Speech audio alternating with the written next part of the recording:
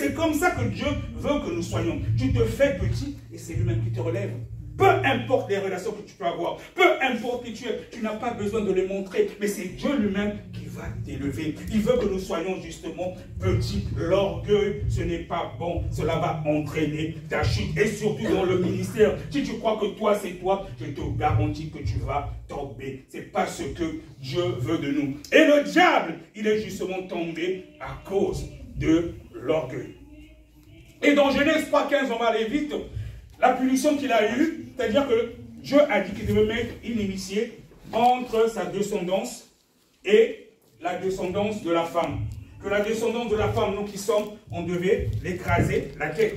Mais lui, il devait nous mordre, c'est-à-dire que les oppressions que nous avons, tout cela, mais il a déjà été vaincu à la croix. Le Seigneur Jésus-Christ a tout accompli. Je veux te dire encore ce jour, ne crains rien. Ne crains rien. Du moment que tu as accepté le Seigneur Jésus-Christ, plus rien ne peut t'arriver. À moins que toi-même, que tu marches dans le péché. Et souvent, c'est pour ça qu'il faut faire très attention, à cause du lien aussi de sang.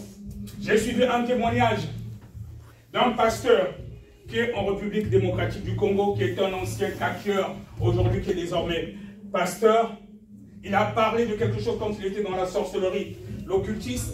Il a dit qu'il est arrivé à un moment, il voulait aller attaquer un enfant de Dieu. Quelqu'un vraiment qui vivait dans la crainte de Dieu. Ils ont essayé.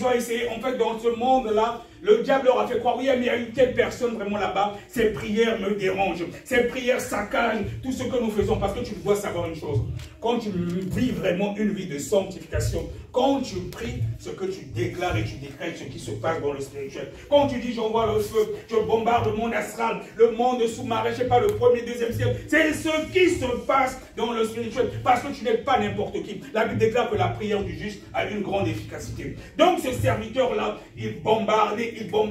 Au bout d'un certain moment, Lucifer, là-bas, le diable plutôt, et ses anges, ils ont eu une réunion, ils ont dit non, on va voir comment on peut le faire tomber parce que c'est pas possible.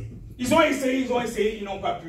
Maintenant, ils ont dit, bon, on va trouver une solution, on va voir, parce qu'il y avait un grand sorcier dans sa famille, parce que vous savez que même si un sorcier peut te faire du mal, il passe toujours par quelqu'un de ta famille. C'est-à-dire qu'ils vont s'entendre entre eux. Il ne va pas t'attaquer directement. Ils vont toujours passer par quelqu'un de ta famille à cause du lien de sang.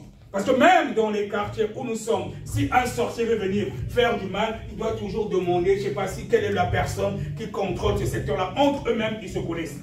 Donc, ce serviteur-là, ils n'ont pas pu l'atteindre. Ils ont dit, on va passer par le sorcier de sa famille. Voilà, lui, au moins, tu vois, par rapport au lien de sang. Et c'est pour ça qu'il faut faire attention, parce que même quand tu es délivré, si toi-même tu ouvres les portes, des fois, parfois par les liens de sang, on peut t'ouvrir, te lancer une flèche. Donc, ils sont passés par le sorcier de sa famille, l'homme fort de sa famille. Ils ont dit, on va essayer de l'atteindre par rapport à cela. Ils sont passés par lui. Parce qu'en général, quand tu es un enfant de Dieu, quand tu pries, quand tu es sur l'habitude de Dieu, tu peux prier, tu dis, bon, par exemple, je sécurise cet environnement, aucun occultiste ne doit passer, machin. C'est comme ça que ça se passe aussi dans le spirituel. Quand tu as vraiment une vraie relation avec Dieu. Et donc, lui, à cause du lien de sang, mais je ne sais pas s'il avait ouvert une porte, donc, ils ont réussi quand même à arriver dans sa maison en passant par l'homme fort de sa famille qui était un sorcier. Ils arrivent, mais Dieu est merveilleux. Ils arrivent, ils l'ont bien vu parce que le but c'était de venir le zigouiller ce jour-là, lui couper la tête. Ils avaient déjà fait leur plan.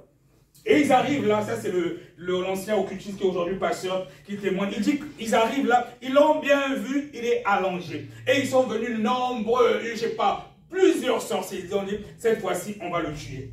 Mais ils arrivent, ils le voient. Pendant qu'ils veulent le tuer comme ça, il se transforme en 7 personnes. Il se transforme en 7 personnes. Donc, il ne savait plus qui était réellement la personne. S'il veut le tuer, il voit maintenant 7 personnes. Donc, du coup, ils n'ont pas pu le tuer. Mais ce qui s'est passé, c'est à cause de son alliance avec Dieu. Ça veut dire que ce n'est pas lui qui s'est dédoublé, mais ce sont les anges qui l'ont protégé. Donc, il y avait maintenant 7 personnes. On ne savait pas qui il était. Et donc, du coup, ils n'ont pas pu le tuer. Et du coup, ils sont partis. Donc, quand tu es en Jésus, tu n'es pas n'importe qui. Donc là, malgré le lien de sang, ils sont passés par l'homme fort, mais ils n'ont pas pu le tuer. C'est puissant. Tu n'es pas n'importe qui quand tu arrives. Je vous garantis, n'aie pas peur. Si tu avais peur, il faut que ça s'arrête. Quand tu es en Jésus, je te garantis, marche dans la sanctification. Personne ne peut t'atteindre. Tu peux marcher avec assurance. Amen. Mais c'est le péché qui met une séparation entre nous et notre Dieu. Si tu es en Jésus, un sorcier ne peut pas te tuer. Il va commencer même comment? C'est lui qui doit avoir peur de toi.